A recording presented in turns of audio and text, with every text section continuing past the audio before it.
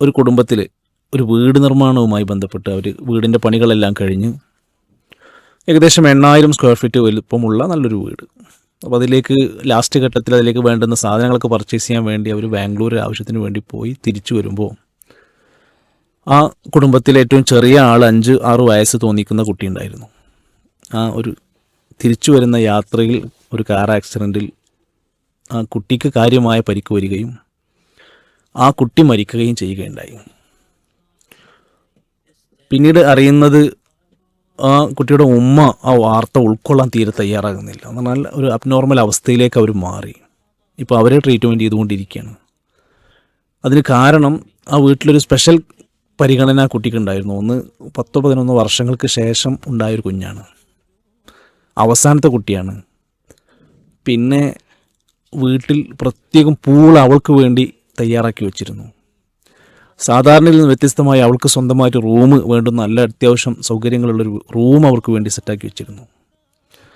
അപ്പോൾ അവരുടെ ജീവിതത്തിലൊരു പ്രധാന പരിഗണിക്കപ്പെടുന്ന ഒരാളാണ് അവരുടെ ജീവിതത്തിൽ നിന്ന് വിട്ടുപോയത്. അതിൻ്റെ ഒരു ഷോക്കിൽ ആ കുടുംബം ഏറെ സ്തബ്ധിച്ചു പോയ രംഗമാണ് അവിടെ കാണാൻ കഴിഞ്ഞത്. അതേ സമയത്ത് ഏതാനും മാസങ്ങൾക്ക് മുമ്പ് നമ്മുടെ ജില്ലയിൽ കരിമ്പയിലൊരു അപകടം സംഭവിച്ചല്ലോ. സ്കൂൾ വിട്ടു പോകുന്ന സമയത്ത് ആക്സിഡൻ്റ് ഉണ്ടായിട്ട് കരിമ്പയിൽ അതിൽ 4 കുട്ടികൾ മരണപ്പെട്ടിരുന്നു. അതിൽ ചെറിയ ഒരു ആയിഷ എന്ന് പറയുന്നൊരു മോളുണ്ടായിരുന്നു. അവളെ വ്യത്യാസം നമുക്ക് തിരിച്ചറിയാൻ പറ്റും. അവളെ മഫ്ത ശരിക്ക് കറക്റ്റായിട്ട് കുത്തിയ ഒരു പെൺകുട്ടിയായിരുന്നു. ആ ബാക്കിയുള്ളവരിൽ നിന്ന് വ്യത്യസ്തമായി തിരിച്ചറിയാൻ പറ്റും. അപ്പോൾ അവർ ആ കുട്ടി നോമ്പുള്ളൊരു ദിവസമാണ് മരിക്കുന്നത്. ആ കുട്ടിക്ക് അന്ന് നോമ്പുണ്ടായിരുന്നു.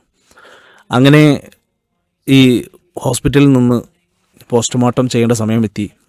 അവളുടെ ആധാർ കാർഡ് ആവശ്യമുണ്ടെന്ന് പറഞ്ഞപ്പോൾ അവളുടെ ആധാർ കാർഡ് ചെക്ക് ചെയ്യാൻ വേണ്ടി ചെന്നപ്പോൾ ആ ഫയൽ ഇങ്ങനെ ചെക്ക് ചെയ്യുമ്പോൾ അവളെ മാത്രം ഡോക്യുമെൻറ്റ്സ് ഉള്ള ഫയലാണ്, അവൾ മാത്രം സൂക്ഷിക്കുന്ന ഫയലാണ്. ആ കുട്ടീൻ്റെ ഉമ്മനെ ഒരു പ്രോഗ്രാമിൻ്റെ ഇടയിൽ വെച്ച് സംസാരിക്കാൻ ചാൻസ് കിട്ടി. അപ്പോൾ അവർ പറയണം, ആ ആധാർ കാർഡിൻ്റെ താഴെ ഒരു ലെറ്റർ ഉമ്മാക്ക് എഴുതി വെച്ചിരിക്കും, പ്രിയപ്പെട്ട ഉമ്മ, ജീവിതത്തിൽ ഒരുപാട് പ്രതിസന്ധികൾ നമുക്ക് വരും, നമ്മളൊരിക്കലും തളരാൻ പാടില്ല. മരിച്ച അന്നാണ് ഈ കത്ത് വായിക്കുന്നത്. അതിനെത്ര മുമ്പ് എഴുതി വെച്ചതാണ്. അങ്ങനെ ഒരു കുടുംബവുമായി ബന്ധപ്പെട്ട ചില കാര്യങ്ങളൊക്കെ സൂചിപ്പിച്ചിട്ട് അതിൽ ആദ്യത്തെ പ്രധാനപ്പെട്ട പോയിൻ്റ് ഇതാണ്: ഉമ്മയുടെ ജീവിതത്തിൽ ഒരുപാട് പ്രതിസന്ധികൾ വരും, ഉമ്മ ഒരിക്കലും തളരരുത്. പിന്നീട് അവർ പറയാണ്, ആ സന്ദേശം കിട്ടിയതോടുകൂടി പിന്നെ എനിക്ക് ഉൾക്കൊള്ളാൻ എനിക്ക് കഴിഞ്ഞു. ഞാനാണ് മയ്യത്ത് കുളിപ്പിച്ചത്, ഞാനാണ് കഫൻ ചെയ്തത്. അപ്പോൾ എനിക്കത് പിന്നീടത് പൊരുത്തപ്പെടാൻ കഴിഞ്ഞു. അൽഹംദുലില്ലാ എന്ന് പറഞ്ഞുകൊണ്ട് തന്നെ എനിക്ക് ആ കാര്യത്തെ ഉൾക്കൊള്ളാൻ കഴിഞ്ഞു. ഒരു 10-23 കൊല്ലം ദാമ്പത്യം അനുഭവിക്കുമ്പോഴും ആദർശപരമായി പൊരുത്തമില്ലാത്തൊരു ഫാമിലികളുടെ ഇടയിൽ അവർ ജീവിക്കുമ്പോഴും നമ്മളെ ഈ ഒരു സംവിധാനങ്ങളൊക്കെ അവർ ഉപയോഗപ്പെടുത്തിയതിൻ്റെ ഒരു ഫലം എന്ന് വേണമെങ്കിൽ പറയാം. എനിക്കത് അക്സെപ്റ്റ് ചെയ്യാനും ഉൾക്കൊള്ളാനും കഴിഞ്ഞു. ഇപ്പോഴും അതിൻ്റെ ഒരു ഷോക്ക് ഉണ്ടെങ്കിൽ പോലും അതിൻ്റെ പ്രതിഫലവും പുണ്യവും ഒക്കെ പ്രതീക്ഷിച്ചുകൊണ്ട് ഞാൻ മുന്നോട്ട് പോവുകയാണെന്നും അവർ മഫ്ത ധരിച്ചുകൊണ്ട് മാത്രമാണ് പുറത്തിറങ്ങി.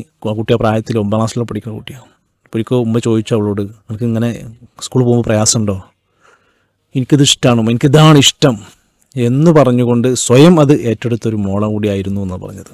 എന്തായിരുന്നാലും ഈ സന്താനങ്ങൾ ജീവിച്ചിരിക്കുന്ന കാലത്ത് മക്കൾ നഷ്ടപ്പെടുക എന്നുള്ളത് അനുഭവിക്കുന്ന മാതാപിതാക്കളുടെ ഒരു വേദന കാണേണ്ടത് തന്നെയാണ്. ശരിക്കത് അതിൽ പഠിക്കാനുണ്ട്. പക്ഷെ അതുകൊണ്ടായിരിക്കുമല്ലോ ഇസ്ലാം പറഞ്ഞതും കുഞ്ഞുങ്ങൾ മരിക്കുന്ന ആളുകൾ തർജീ നടത്തി അതുപോലെ തന്നെ ഇന്നാലില്ലാഹി വഇന്നാ ഇലൈഹി റാജിഊൻ പറഞ്ഞ് അൽഹംദുലില്ലാ പറയുകയാണെങ്കിൽ അവർക്ക് ബൈത്തുൽ ഹംദ് എന്ന പ്രത്യേകമായ ഭവനമുണ്ട് എന്ന് പറയാൻ കാരണം അതങ്ങനെ പറയാൻ കഴിയുക എന്നതൊരു വലിയ പ്രശ്നമാണ്.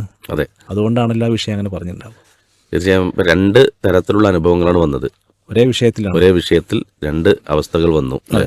ഒന്ന് ബോധ്യങ്ങളാണ്, ഒന്ന് ബോധ്യത്തിൻ്റെ ചെറിയ കുറവിൻ്റെ പ്രശ്നമുണ്ട്.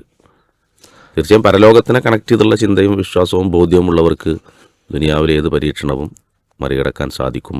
അതന്നെ, അതിൽ തന്നെയും പരീക്ഷണങ്ങളുടെ കൂട്ടത്തിൽ വെച്ചൊരു വലിയ പരീക്ഷണം നമുക്ക് പറയാൻ പറ്റുന്ന രൂപത്തിലാണ്. പ്രത്യേകിച്ചും ചെറിയ പ്രായമുള്ള മക്കളൊക്കെ അവരുടെ ഓർമ്മകൾ, അവരുടെ ആ കളിക്കൊഞ്ചലുകൾ, വീട്ടിലേക്ക് കയറി വരുമ്പോൾ അവരുടെ പ്രത്യേകിച്ച് പെൺകുട്ടികളോടെ ആണെങ്കിൽ രക്ഷിതാക്കളോട് ഒന്നും കൂടി ഭയങ്കര അറ്റാച്ച്മെൻ്റ് ഉണ്ടാവും ഒരു പ്രായത്തിൽ.